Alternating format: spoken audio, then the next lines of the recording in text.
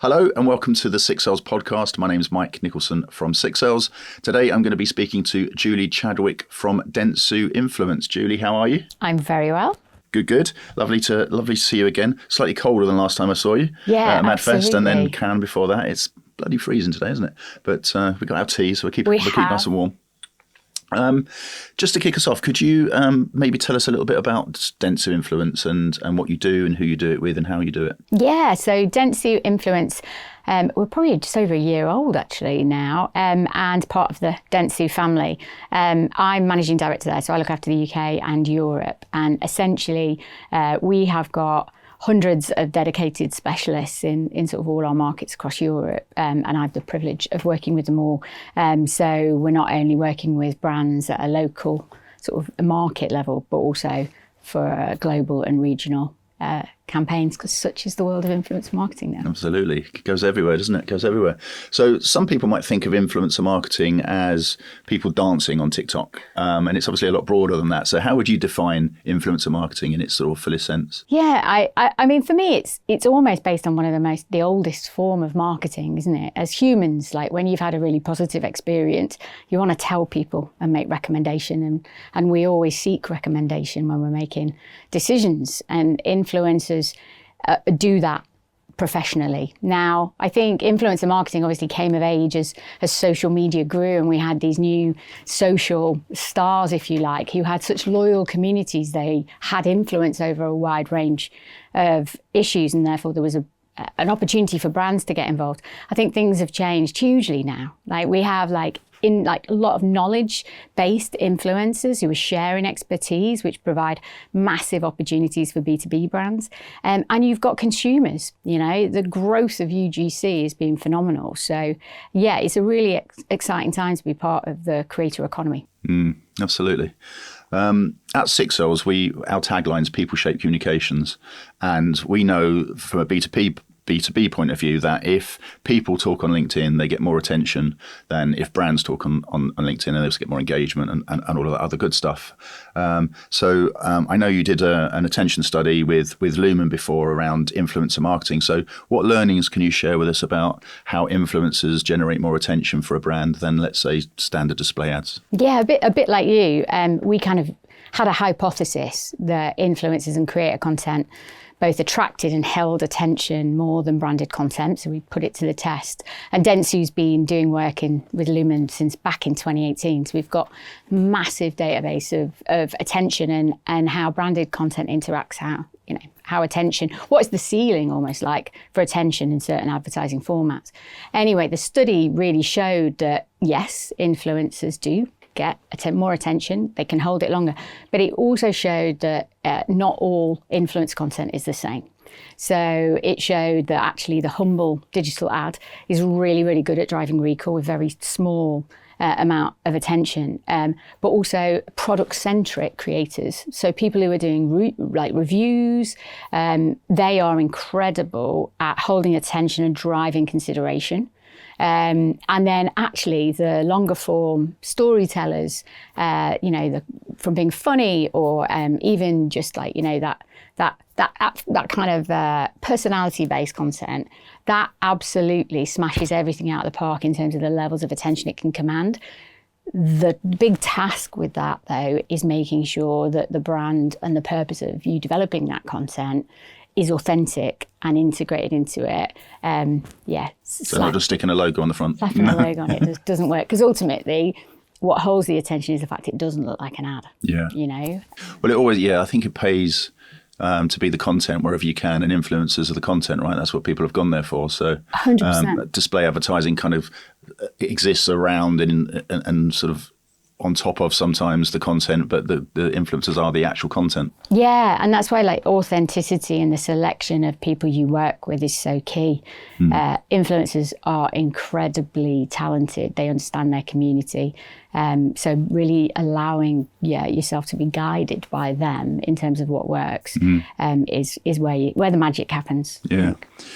I thought, and I think this has already been done because I spoke to somebody else about this and I said, I think people are already doing that. But I thought what would be an amazing thing for a brand to do, if it was the right brand and the right influencer, is to basically nurture an up-and-coming creator who maybe doesn't have a huge audience yet, but has shown sort of potential, that can be signed up to a 5-year deal, 10-year deal, whatever it might be, and the brand will help support with paid to get their audience up, and then slowly but surely integrate the brand into the influencer, and then they could appear on TV, out of home, not just on TikTok and stuff like that. Is that happening already? Yeah, I think there's lots of different sort of communities where that's happening.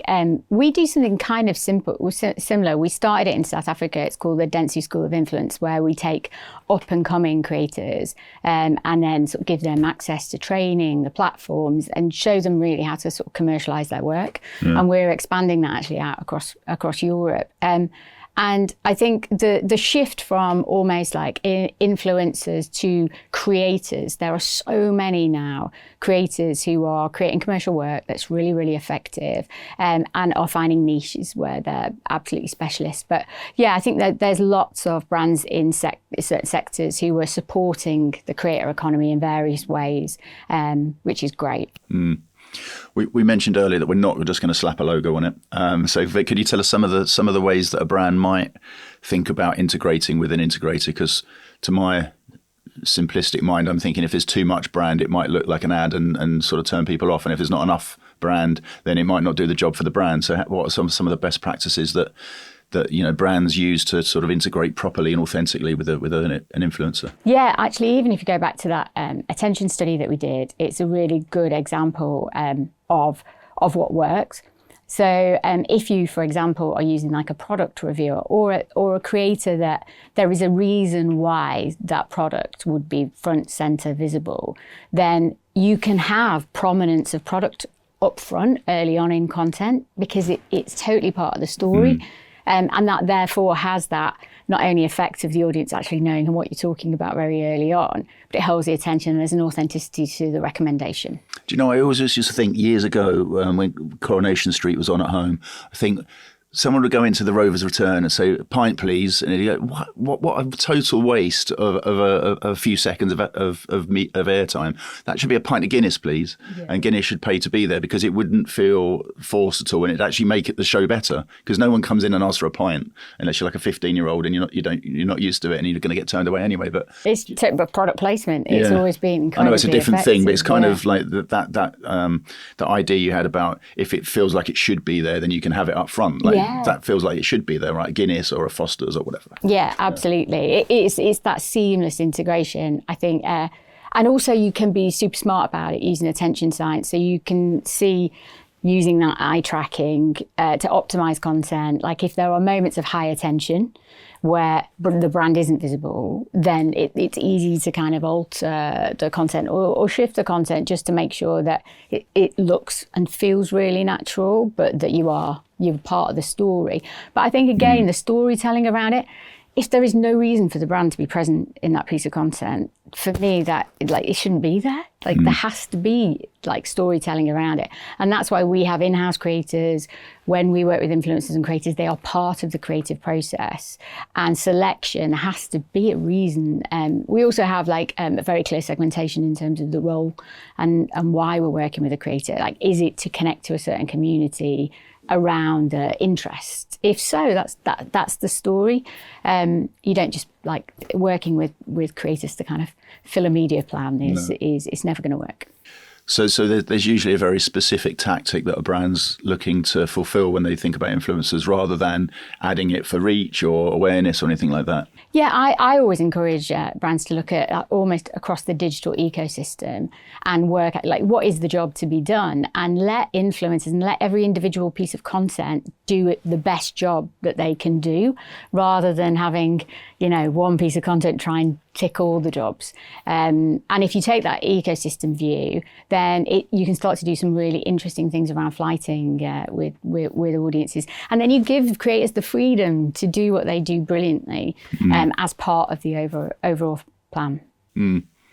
So I guess the next question is, what came first, chicken or the egg? But the TikTok or the influencer, because it feels to me that vertical video platforms are where I've got 2 teenage children, as where a lot of their attention are, be that BeReal, TikTok, Insta Reels, whatever it might be, and it feels that was almost made for creators and influencers. It's like if somebody could have designed a platform for influencers, that would have been it, right? So have you found that the explosion in influencer marketing and the adoption from brands has kind of dovetailed with that, or was there a really big market for it before? I just didn't notice it. Oh, it's definitely growing and growing, I would say, and I think there's the battle for attention. As we're spending more time on social, of course, that's where brands want to be, need to be, and I think there is just a realization that you just can't show up. Yeah. And as you would in other channels, you've got to be very sort of sympathetic to the environment, native to the environment. The way I talk about being on social or arriving on social as a brand is like, imagine turning up at a party, uninvited, talking a lot, not answering any questions. Yeah, you're not going to be invited back again, are you? So I think the way that you approach. I love that. Can I steal that? Yeah, you can have that one. It's really important, and it is a two-way conversation. And that's what influencers do incredibly well. They've scaled their community, or if they're creators, they know exactly the type of content that is going to fly and travel. So it's that learning, kind of almost like who can be your partners in this space.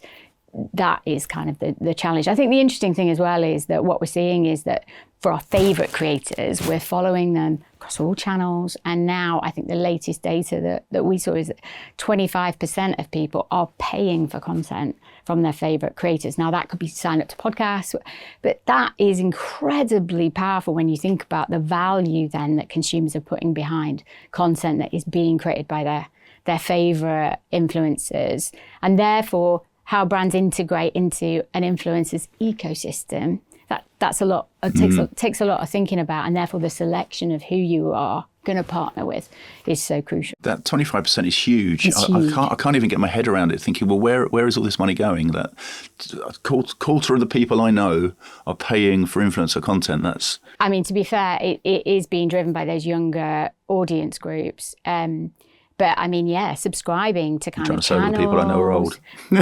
No. Older, shall we say? Fair enough. Okay, so how do you go about measuring success? What is success typically measured on? Is it awareness? Is it consideration? Is it the top of the funnel, the bottom? Is it all of it? Quite a big question. But. Yeah, it's a huge question. But that's why I always challenge, like, when you set out on the journey, what is the job to be done, both at a commercial level and at brand level, and then ladder back to that. But I really love attention as being that kind of leveler, because ultimately you can have all these different metrics, but have people actually seen the content? And if they haven't seen it, if you've got zero attention, then we were probably all just wasting our time, weren't we? Like, because no attention, no impact. Yeah. So I think increasingly finding ways to use attention across the whole kind of ecosystem, it starts to give you those clues that I talked about before about how you can then start to twist the dials, because as we know, more attentive seconds has value attached to it. Yeah. And is that, so have you got like a benchmark of what attention needs to look like for a big brand, if it's raising awareness, or if that same brand is looking for consideration, it needs a slightly different pattern of attention, what does that look like exactly, like in terms of how you use attention as the line through the whole thing? I mean, like the attention economy work that the Dentsu team have been working on for many years, not only established kind of what the benchmarks are by advertising format, but what the ceilings are. And what they showed was, and it's common sense when you think about it, how do you break through that ceiling? Well, you break through that ceiling through creativity. So, and then when they were starting to sort of almost get into this research, they could see that familiarity of content, like content with people, that was getting people's attention much more. Yeah. So you start to then see it, well, actually, so if it's a famous influencer, or if it's an influencer you follow, then as you would if you saw a piece of content from a friend, it gets your attention. And therefore, once you're hooked and you've stopped scrolling, then it's the job of the creator, the influencer, to sort of keep you there. But I think all those clues, and when it's already really hard. It's really hard to get attention on a smaller screen. It's not like you sat at cinema. So I think all those levers that brands can do to make sure that they're still part of the conversation on social, influencers and creators are a huge part of the solution today. That familiarity piece is really interesting to me because that's what we say at Six Cells as well. We say familiar people get more attention than faceless brands. Faceless brands wasn't our slur. That was something I think Edelman came up with. But it's so true. Like if you've got somebody that's really well known, like a Rory Sutherland or a Les Binet or someone like that, people go, oh, I know him. Like yeah, it's the familiarity, right? It draws you in. It's, oh, what's he got to say today? You know, who's he going to swear at today, or whatever Absolutely. It might be. So is the job almost to get? So we talked earlier, didn't we, about maybe brands. What's the right word? Supporting an influencer to the point that they are familiar, but obviously other brands will come in and get by the familiarity, if you like. The influencer's already done that. But it is if you're scrolling and you've got an infinite choice. There's literally a never-ending number of videos that you can look at, and you don't really know the person, and they don't catch your eye for any reason. They're gone, right? Yeah, and I think it's like, again, having that more holistic view, because if you, say in B2B marketing, you want to hear from sort of thought leaders around a particular issue, and that if they're talking positively about a brand, you're like, oh, that's quite interesting. But then if you also see content from thought leaders within that organisation saying something interesting, then you kind of hook. But then if you hear content from their employees or even from their customers, that all is reinforcing your belief in what that business is about, much more, I would say, than what that brand says in an advert. Yeah. But the advert can absolutely then reinforce everything else you're hearing. So that's why I think the types of trusted voices that you are kind of using, and the strategy and the synchronicity around those messages is absolutely key, especially with something like B2B marketing, where we know the buying cycle is much longer, it's really complex, there's often a buying group outside a buying group that you've got to get to. And that's why we're seeing, I think it was like half of people that we talked to who'd bought a B2B service in the last 12 months had actively sought recommendation through influencers or been served influencer content aligned to what they were looking for. So yeah, there's a huge growth in that area as well. So around Wimbledon fortnight this year, an influencer came to prominence and got thousands, hundreds of thousands of followers, and it turned out that she was completely created by AI. I think her name was Anna. What is that? What is there going to be a lot more of that, do you think, going forward? People that aren't people? I think, AI sort of influences, if you like, have been around for a while. And I think it depends on what kind of they're there for. I mean, an AI influencer can't experience a product. Therefore, can they recommend and review it? No. But I think the interesting thing for me is actually what we're seeing is people are actively searching for human face content. In our Navigator report recently published, it was like half of people were saying they were actively searching for human content, creator content in their feeds. And I think it's because there is this dual parallel now, isn't it? It's like that is the alternative to a lot of the more sort of digital content that people are seeing. Now, interestingly, what also people were saying is that they don't mind creators and influencers using AI if it helps them during the production process. It provides them, a way to get content out more quickly, more effectively. But the actual who they're looking at, that connection is with the creator themselves. That's what they're buying into, if you like. Yeah. And you can't. So humans give off non-verbal signals all the time when we're talking to each other, and we pick up on those and we use them to make judgments and stuff like that. And I don't think yet, and then you might tell me differently, but I don't think yet that AI can mimic that, right? Because we don't even know what we're looking for a lot of the time. It's just happening. It might be the way you look away or don't look away. It could be the way you move your mouth. All of those things are kind of subconsciously influencing us when we talk to each other. Yeah. And AI can't replicate that, surely. Yeah, and also, like I said before, it's like if we're connecting with influencers and creators because we've got a shared hobby, a shared interest, and you want to, it's that, connection over things you are as humans doing. That's what often is bringing people together. And that's a very human. Yeah. And what is your, one of my guests earlier said that he'd seen a picture of the late Queen rapping, which clearly isn't real.